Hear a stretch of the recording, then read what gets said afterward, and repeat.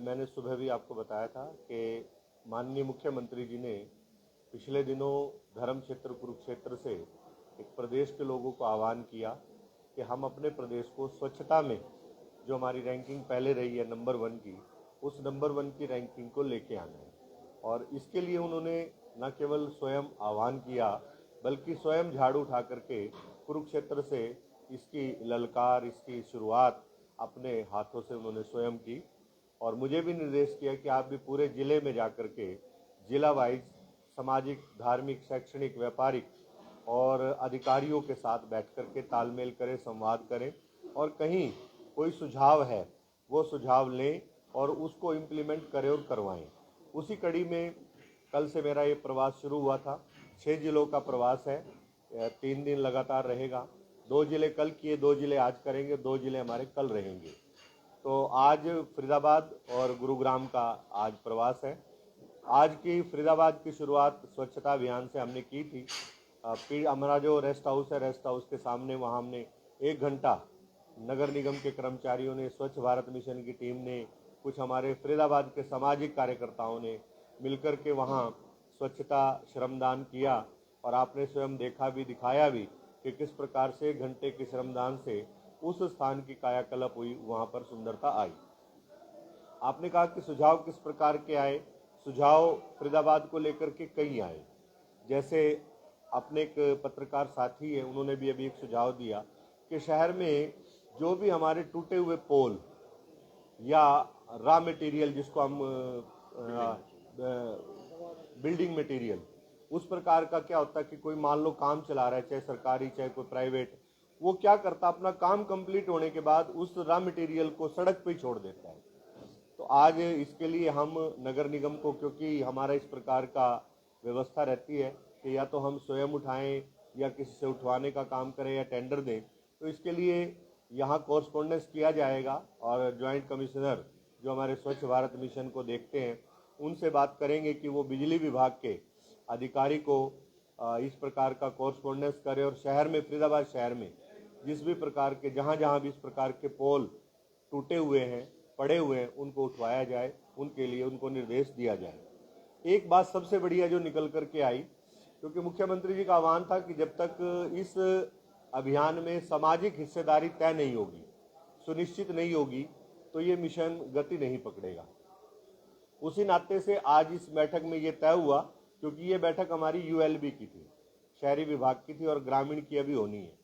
तो उसमें ये तय हुआ कि हम हर महीने के पहले सप्ताह में एक सामाजिक और हमारे जो अधिकारी हैं वो सब इस प्रकार की मीटिंग किया करेंगे और फरीदाबाद को स्वच्छ कैसे रखा जाए, फरीदाबाद में स्वच्छता कैसे आए, उसके लिए चर्चा भी करेंगे और उसके लिए बदलाव के लिए कुछ करना होगा तो वो भी करेंगे। एक विषय तो ये तय हुआ और ये तय हो चुका है, फाइनल हो चुका है।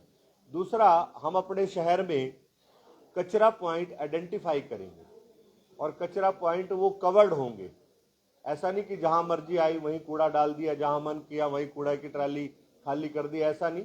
हमारे वो फिक्स्ड पॉइंट होंगे, उनको चिन्हित किया जाएगा और उनकी कवरिंग करके उसके बाहर वॉल पेंटिंग, स्वच्छता के संदेश ये देने का काम किया जाएगा। ये भी आज इस बैठक में तय हुआ है।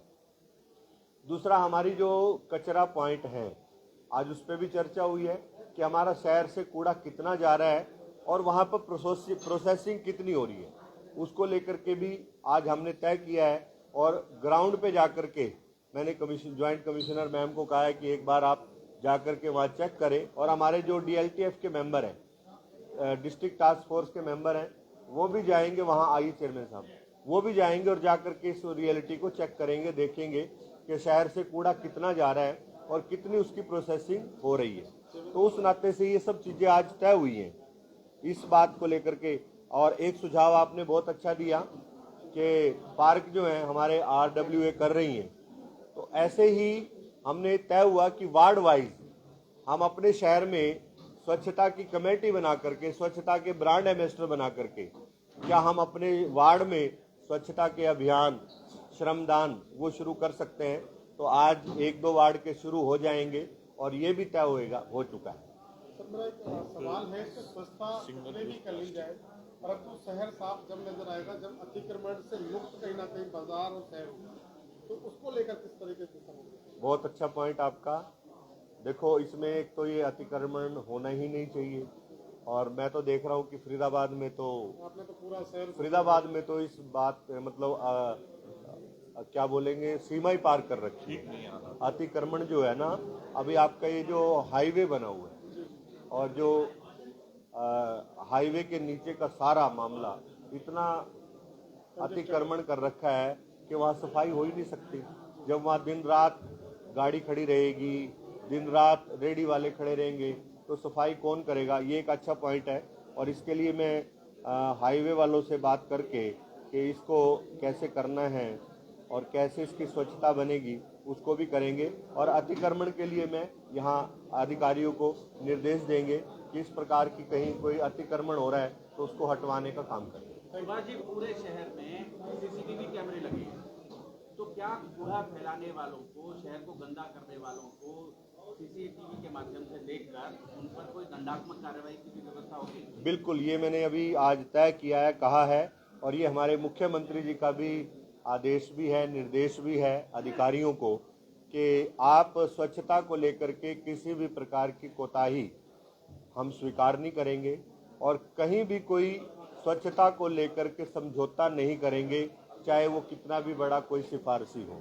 और ये कहा गया है कि जो शहर के अंदर खाली प्लॉट्स हैं, उन प्लॉट ओनर को, प्लॉट मालिकों को वार्निंग दी जाए एक बार, दूसरी बार यदि वो वार्निंग के बाद भी नहीं करते तो उन पर जुर्माना किया जाए, और इतना जुर्माना तो किया जाए जितना नगर पालिका उसकी सफाई के लिए खर्चा करती है।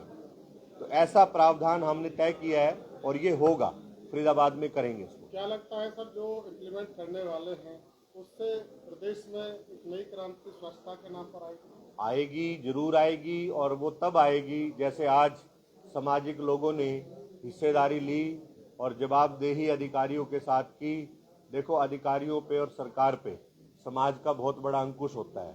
जिस दिन ये अंकुश हट जाएगा तो सब लोग व्यवस्था से अव्यवस्थाओं में बदल जाएंगे, चाहे वो सरकार है चाहे प्रशासन है। सुभाष जी, कूड़े के सेग्रीगेशन को लेकर लगातार चर्चा होती है, लगातार बात होती है, लेकिन अभी लोगों को उस स्तर पर ट्रेन नहीं किया जा सका है, उन्हें उस स्तर पर जागरूक नहीं किया जा सका है कि वो अपने कूड़े को बांटें। कल इंडियन ऑयल में एक मीटिंग थी, इंडियन ऑयल ने फरीदाबाद में एक प्लांट लगाया जहां कूड़े से गैस बनाई जा सके, जी। रसोई गैस। आप कल्पना नहीं करेंगे कि वो प्लांट बंद पड़ा है, करोड़ों रुपया खर्च करने के बाद वो प्लांट बंद पड़ा है क्योंकि सेग्रीगेटेड जो कूड़ा है वो उनको नहीं मिल पा रहा है। अच्छा।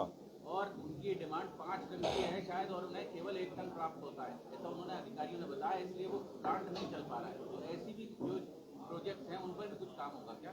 बिल्कुल, आपने तो बहुत अच्छा पॉइंट हमारे ध्यान में डाल दिया, और मैं तुरंत इस प्लांट पर एक बार विजिट करके, देख के, बात करके, और यदि उनको कचरे की आवश्यकता है तो हमारे शहर के अंदर, हमारे प्रदेश के अंदर तो कचरे की तो भरपूर व्यवस्था है, तो हम उनको दे सकते हैं। बहुत सारे देश दुनिया में ऐसे हैं जो दूसरे देशों से कचरा इंपोर्ट करते हैं अपने यहाँ बिजली बनाने के लिए, तो ऊर्जा पैदा करने के लिए। एक बार मैं आपसे ये नंबर लेकर के वहाँ विजिट बनाऊंगा।